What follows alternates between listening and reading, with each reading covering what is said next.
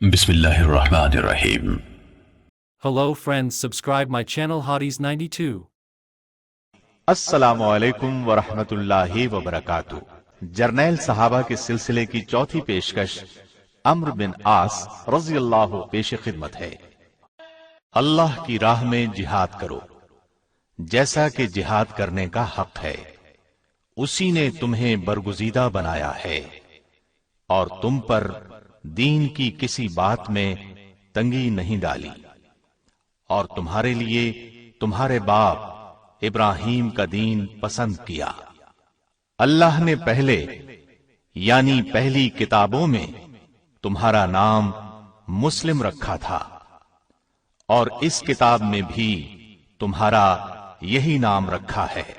جو مسلمان گھروں میں بیٹھ رہتے اور لڑنے سے جی چراتے ہیں اور کوئی عذر نہیں رکھتے، وہ اور جو اللہ کی راہ میں اپنے مال اور جان سے لڑتے ہیں، وہ دونوں برابر نہیں ہو سکتے۔ اللہ نے مال اور جان سے جہاد کرنے والوں کو بیٹھ رہنے والوں پر درجے میں فضیلت بخشی ہے، اور گو نیک وعدہ سب سے ہے، لیکن اجر عظیم کے لحاظ سے اللہ نے جہاد کرنے والوں کو بیٹھ رہنے والوں پر فضیلت بخشی ہے۔ دائیں طرف سے ایک گھڑ سوار چلا آ رہا ہے، دو سوار بائیں طرف سے آتے دکھائی دیتے ہیں، تینوں کا رخ ایک ہی سمت میں ہے، شاید ان تینوں کی منزل ایک ہے، اور پھر تینوں ایک دوسرے کے نزدیک آ کر رک جاتے ہیں۔ چند لمحے تک وہ ایک دوسرے کو دیکھتے ہیں، پھر ان کے درمیان اس طرح گفتگو شروع ہوتی ہے۔ عمرو بن عاص نے پوچھا، خالد بن ولید، یہ آپ ہیں؟ خالد بن ولید نے جواب دیا، میرے دوست عمرو بن عاص، میں کیا دیکھ رہا ہوں کہ آپ تنہا ہیں اور آپ کا رخ مکے کی طرف بھی نہیں، آپ کا کہاں جانے کا ارادہ ہے؟ عمرو بن عاص نے جواب دیا، اے خالد، میں اسلام قبول کرنے جا رہا ہوں، میں رسول اللہ صلی اللہ علیہ وسلم کے قدموں میں جگہ پانے کی غرض سے یہ سفر کر رہا ہوں، آپ اپنی سنائیں، آپ کا کیا ارادہ ہے؟ میں آپ کے ساتھ عثمان بن طلحہ کو بھی دیکھ رہا ہوں۔ اس پر خالد بن ولید نے جواب دیا، تب تو ہماری منزل ایک ہے، کافی مدت سے میرے جذبات بھی یہی چلے آ رہے ہیں، اب میں رہ نہیں سکتا، اسلام کے حلقے میں شامل ہو کر رہوں گا۔ عمرو بن عاص یہ سن کر بہت خوش ہوئے اور بولے، آئیے پھر ہم اکٹھے ہی چلتے ہیں۔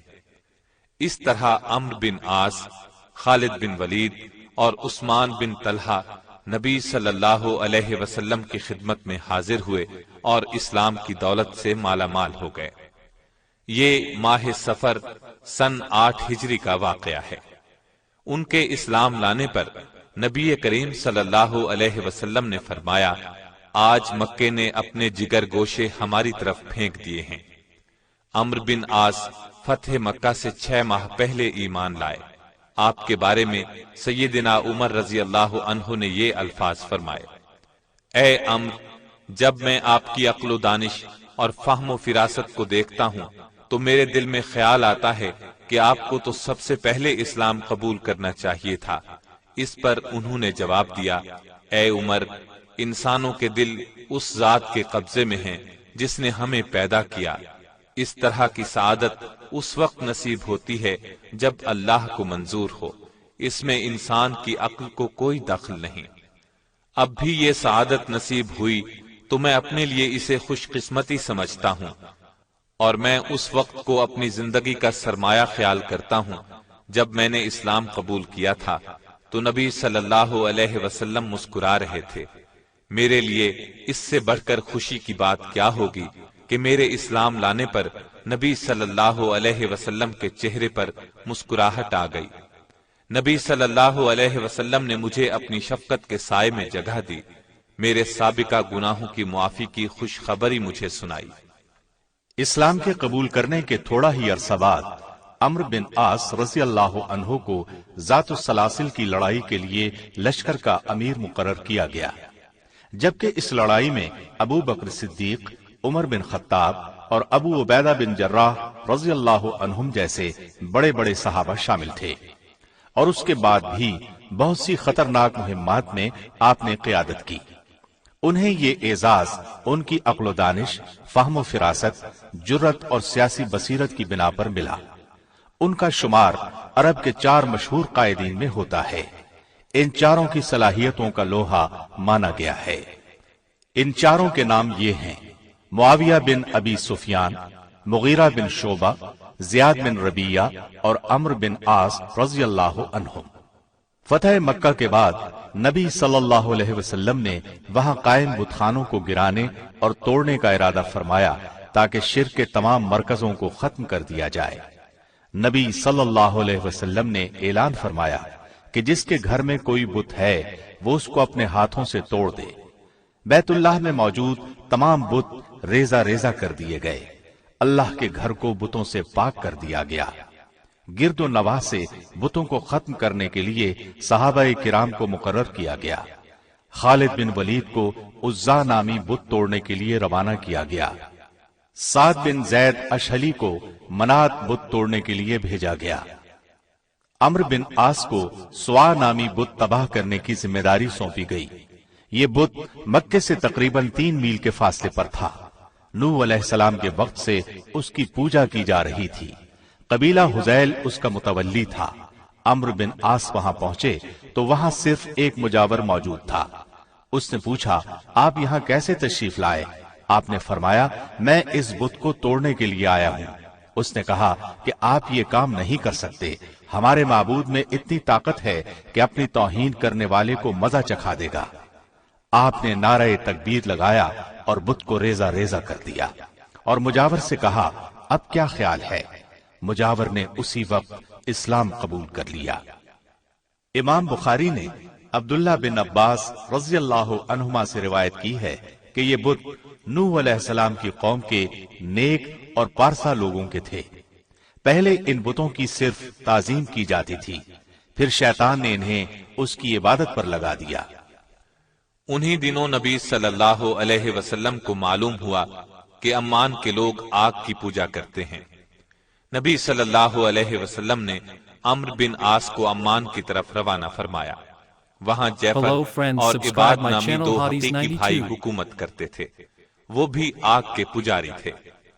نبی صلی اللہ علیہ وسلم نے ان دونوں بھائیوں کے نام خط لکھ کر عمرو بن عاص کو روانہ فرمایا۔ اس خط میں اسلام کی دعوت دی گئی تھی۔ عمرو بن عاص تنہا وہاں پہنچے۔ آپ نے وہاں پہنچ کر غور و فکر اور تدبر سے کام لیا۔ چھوٹے بھائی سے ملاقات کی، وہ نسبتاً نرم دل تھا۔ آپ نے اسے نبی صلی اللہ علیہ وسلم کا خط دیا۔ اس خط نے اس کے دل میں بہت اثر کیا۔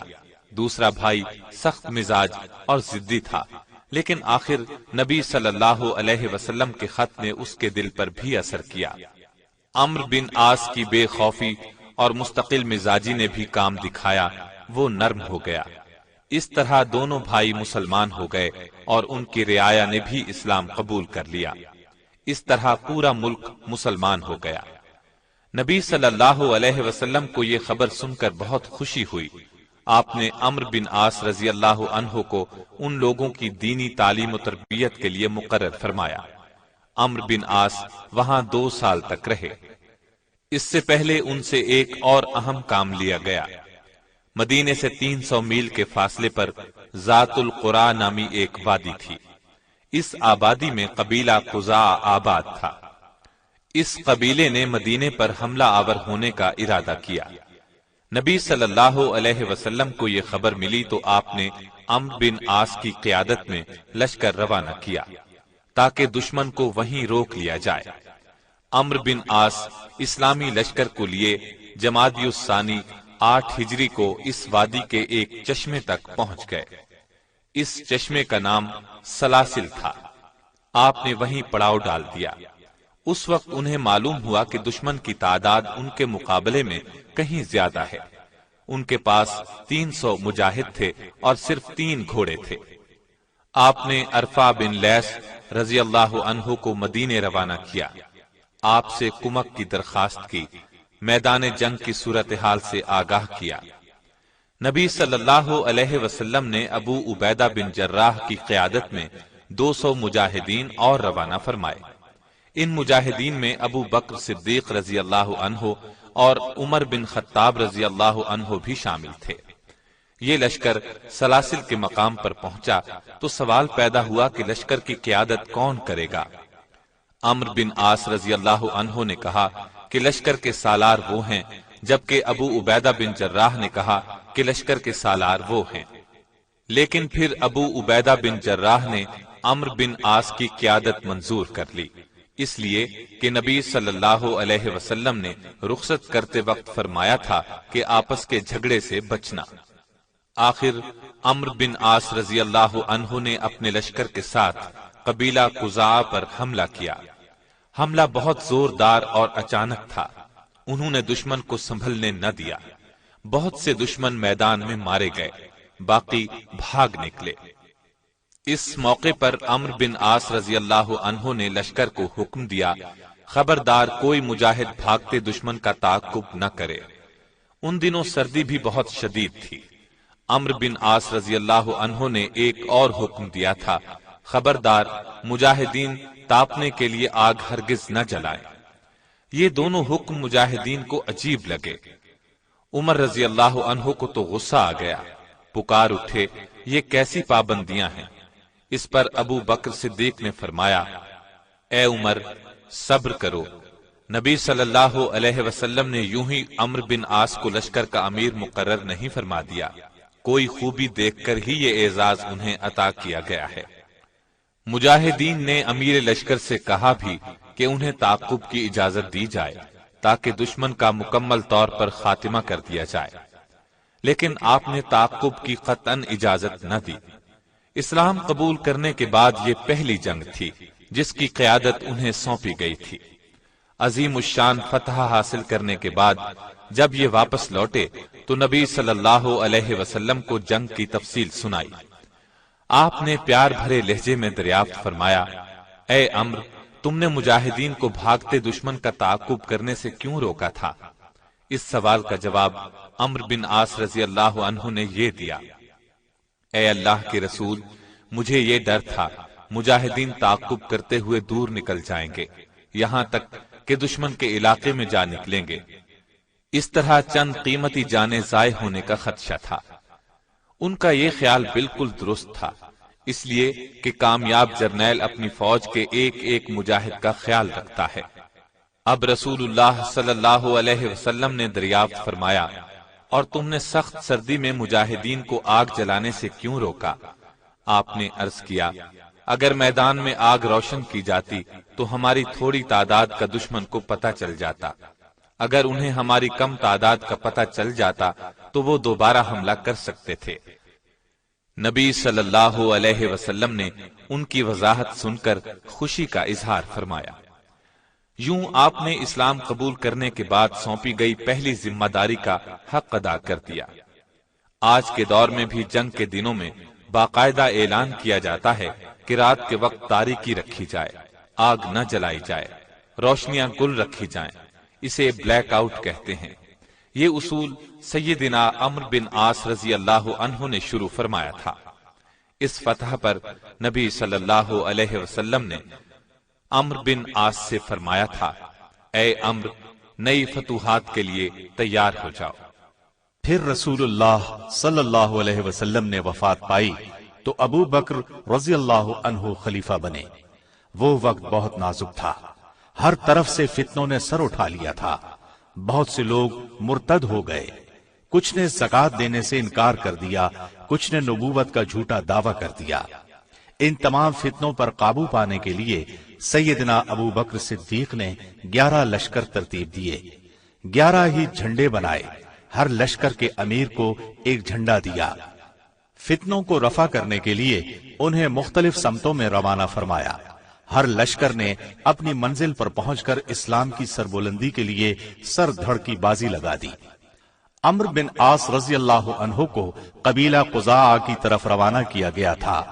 آپ نے چونکہ نبی کریم صلی اللہ علیہ وسلم کی زندگی میں بھی اس قبیلے کا مقابلہ کیا تھا، اس لیے انہیں ان کی طرف روانہ کیا گیا تھا۔ ان لوگوں نے نبی کریم صلی اللہ علیہ وسلم کی وفات کی خبر سن کر زکوٰۃ دینے سے انکار کر دیا تھا۔ یہ ایک بار پھر قبیلہ قزاع پر حملہ آور ہوئے۔ بہت زبردست جنگ ہوئی۔ آخر شکست قبیلہ قزاع کا مقدر بنی۔ عمرو بن عاص کو فتح نصیب ہوئی۔ قبیلہ قزاع کو دوبارہ دائرہ اسلام میں داخل کیا، ان سے زکوٰۃ وصول کر کے بیت المال کے لیے روانہ کی۔ ان فتنوں کے خاتمے کے بعد ابو بکر صدیق رضی اللہ عنہ نے شام کی طرف پیش قدمی کے لیے 4 لشکر ترتیب دیے۔ پہلے لشکر کا سپہ سالار ابو عبیدہ بن جراح رضی اللہ عنہ کو مقرر کیا اور انہیں حمص کی طرف روانہ فرمایا۔ دوسرے لشکر کا سپہ سالار عمرو بن عاص کو مقرر کیا اور انہیں فلسطین کی طرف روانہ کیا۔ تیسرا لشکر شرحبیل بن حسنہ رضی اللہ عنہ کی قیادت میں اردن کی طرف بھیجا۔ یزید بن سفیان رضی اللہ عنہ کو چوتھے لشکر کی کمان دے کر دمشق کی طرف روانہ کیا اور ان چاروں پر امیر سیدنا ابو عبیدہ بن جراح کو مقرر فرمایا۔ عمرو بن عاص 9000 کے لشکر کی قیادت کرتے ہوئے فلسطین کی طرف روانہ ہوئے۔ ادھر شاہ روم کو مسلمانوں کی پیش قدمی کا علم ہوا۔ اس نے مقابلے کے لیے 1,00,000 کا لشکر تیار کیا اور حکم دیا کہ مسلمانوں پر ایسی کاری ضرب لگائیں کہ وہ دوبارہ اٹھ نہ سکیں۔ رومی فوج کا ہراول دستہ 10,000 فوجیوں پر مشتمل تھا۔ یہ جب سامنے آیا تو عمرو بن عاص نے عبداللہ بن عمر کو 1000 مجاہدین کا امیر بنا کر Hello اس پر friends, حملہ آور subscribe ہونے my کا channel حکم دیا۔ Hotties92. خود 8000 مجاہدین کے ساتھ دوسری طرف سے باقی لشکر پر حملہ آور ہو گئے۔ رومیوں پر 2 اطراف سے حملہ ہوا۔ حملہ اس قدر زوردار تھا کہ وہ سنبھل نہ سکے۔ پہلے ہی مرحلے میں رومی فوج کا جرنیل مارا گیا۔ اس طرح ان کے حوصلے پست ہو گئے اور وہ بری طرح پسپا ہوئے۔ 700 کو قیدی بنا لیا گیا۔ میدان جنگ سے بہت سا مال غنیمت ہاتھ لگا۔ میدان جنگ میں پہلی کامیابی حاصل کرنے کے بعد عظیم جرنیل سیدنا عمرو بن عاص نے سالار اعلیٰ ابو عبیدہ بن جراح رضی اللہ عنہ کو فتح کی خوشخبری سناتے ہوئے لکھا کہ میں اس وقت فلسطین میں ہوں۔ مقابلے میں رومی 1,00,000 تھے جبکہ ہم 9000 تھے۔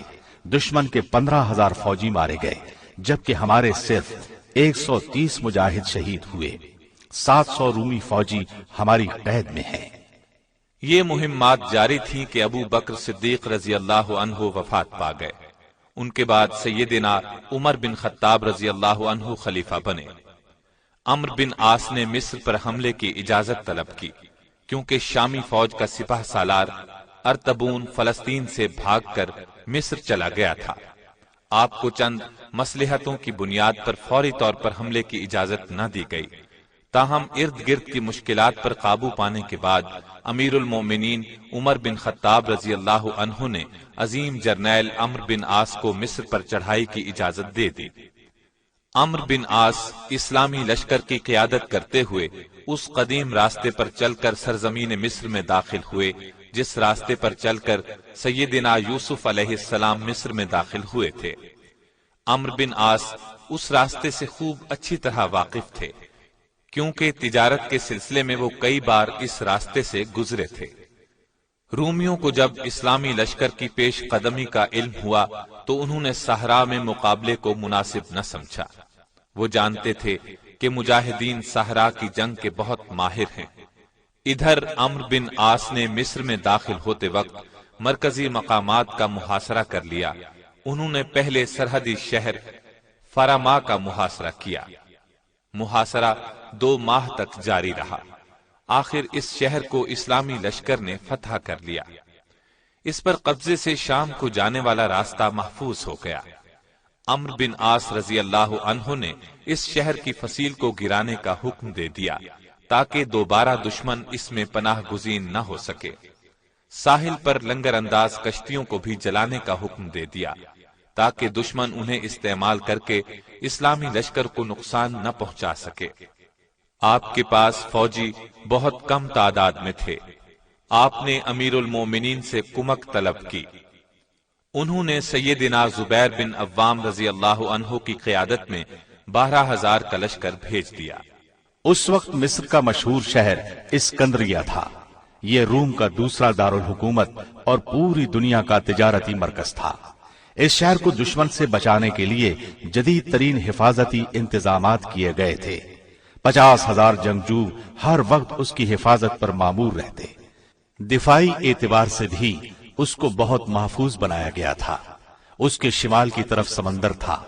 शहर में दाखिल होना कोई आसान काम नहीं था। अम्र बिन आस रजी अल्लाह अन्हो ने हालात का बगौर जायजा लिया। जंगी हिकमत अमली से काम लेते हुए नाकाबंदी का हरबा इख्तियार किया। ये हरबा निहायत कारगर रहा। बाहर से कोई चीज अंदर नहीं आ सकती थी। मजबूर होकर फौज बाहर निकल आई। जबरदस्त जंग शुरू हुई। मुजाहिदीन जोश में थे। उन्हें तलवार की धार पर रखते हुए शहर में दाखिल हो गए। इस्कंदरिया को फतह करने में 3 माह लग गए। फिर तो तमाम मिस्र ही फतह हो गया। कोई फौज उनके सामने न टिक सकी। अम्र बिन आस रज़ी अल्लाह अन्हो ने फतह की खबर मदीना तैयबा भेजी तो सैयदना उमर बहुत खुश हुए। खबर लाने वाले को घर ले गए। उसे खाना खिलाया। खाना रोटी और रोगन जैतून पर मुश्तमिल था। बाद में खजूरें पेश की। खुशी आपके अंग अंग से टपक रही थी। मिस्र पर कब्जे के बाद अम्र बिन आस ने एक नया शहर तामीर करने का इरादा किया। शहर का नक्शा जुबैर बिन अव्वाम ने तैयार किया। उसका नाम फुस्सात रखा गया। शहर के मुतल्लिक जब अमीरुल मोमिनीन को इल्म हुआ तो उन्होंने इस शहर को मिस्र का दारुल हुकूमत बनाने का हुक्म जारी किया। अम्र बिन आस को उसका अमीर मुकर्रर किया। मिस्र 20 हिजरी में फतह हुआ। सैयदिना अम्र बिन आस ने अपने दौर में मिस्र को अमन अमान और तरक्की के रास्ते पर डाल दिया।